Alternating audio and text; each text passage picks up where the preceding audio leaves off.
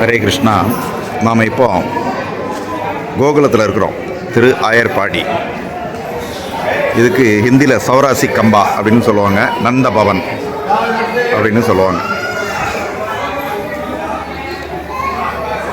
இது 84 தூண்கள் இருக்குது. இந்த 84 தூண்களும் கிருஷ்ணர் காலத்திலேருந்தே இருக்குது. கிருஷ்ணர் வெண்ணெய் சாப்பிட்டு கையெல்லாம் கழுவ மாட்டார், அப்படியே இந்த தூணில் தேய்ச்சிருவார்.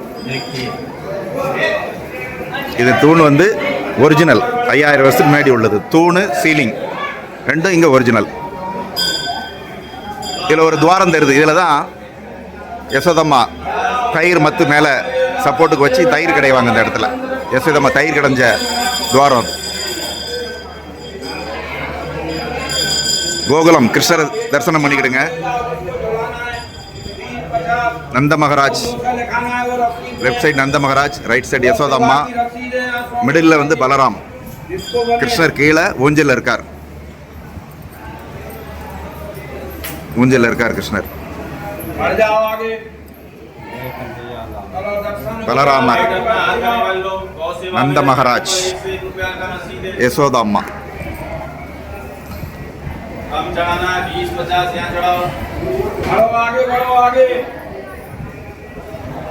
இது யசோதம்மா கிருஷ்ணரை தொட்டில் கட்டி ஊஞ்சல் ஆட்டின இடம்.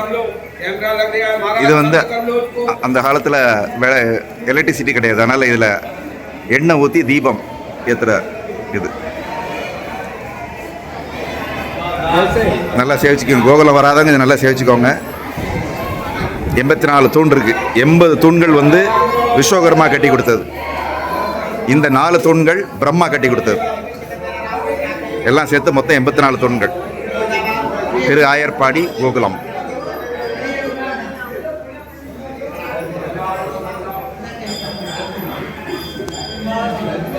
இந்த தூண்கள் எல்லாம் 5000 வருஷம் முன்னாடி உள்ளது. கிருஷ்ணர் காலத்திலே இருந்திருக்கு. கிருஷ்ணர் ஓடி ஆடி தொட்டு விளையாண்ட தூண்கள்.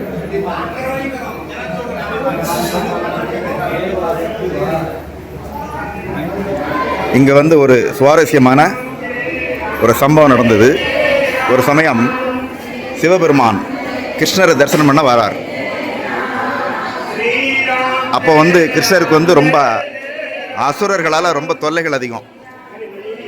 அப்போ யசோதாம்மா சிவபெருமானை பார்த்து பயப்படுறாங்க. ஏன்னா அவர் கழுத்தில் பாம்பு, திரிசூலம் இதெல்லாம் பார்த்துட்டு இவரால் தான் பையனுக்கு எதுவும் பிரச்சனை வருமோ நினச்சி அவங்க கிருஷ்ணரை பார்க்கறதுக்கு அலோ பண்ண மாட்டேங்கிறாங்க. அப்போ சிவபெருமான் கிருஷ்ணரை பார்க்காம நான் இந்த இடத்த விட்டு நகர மாட்டேன் அப்படின்னு சொல்லி 3 ராத்திரி 3 பகல் இங்கே உட்காந்து தியானம் பண்ணுறார். சிவபெருமான் பாகவதம் சொல்லுது, வைஷ்ணவானாம் யதா சம்பு. வைஷ்ணவர்களே சிவபெருமான் நம்பர் 1 சிறந்த பக்தர் அப்படின்னு ஸ்ரீமத் பாகவதம் சொல்லுது.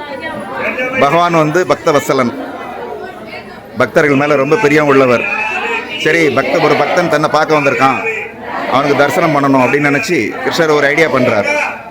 யசோதாம்மாட்ட போய் நான் இப்போ சந்திரனை பார்க்கணும் அப்படின்னு கேட்குறாரு பகலில். இப்போ யசோதாம்மா சொல்கிறாங்க, பகலில் சந்திரனை வரமாட்டான், நைட்டில் நாடா பார்க்கலாம் அப்படிங்கிறாங்க.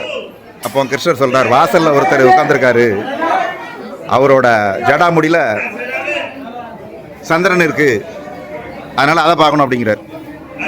உடனே யசோதாம்மா நேர சிவபெருமான்கிட்ட வராங்க.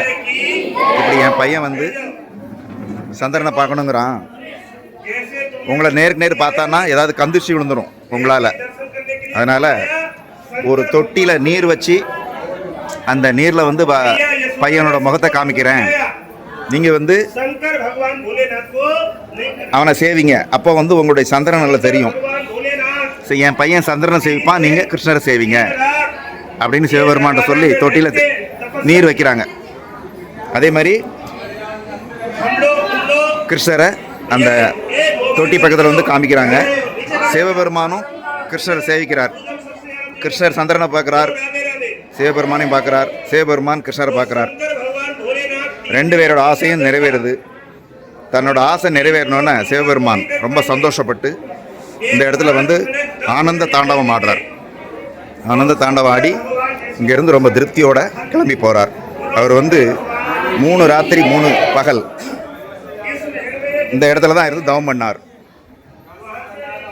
இங்கே ஒரு சிவன் கோவில் இருக்குது. கோகுலத்தில் கிருஷ்ணர் வீட்டுக்கு ஏத்தாப்பிலே ஒரு சின்ன சிவன் கோவில், கோகுலேஸ்வர் மகாதேவ் அப்படின்னு பேர். இந்த இடத்துல சிவபெருமான் 3 ராத்திரி 3 பகல் தவம் பண்ண இடம், கிருஷ்ணரை தரிசனம் பண்ணுறதுக்காக. ரொம்ப புனிதமான இடம்.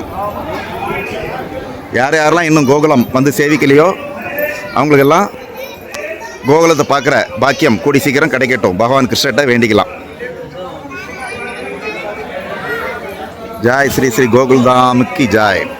ஹரே கிருஷ்ணா. துளசி மகாராணி கி ஜாய்.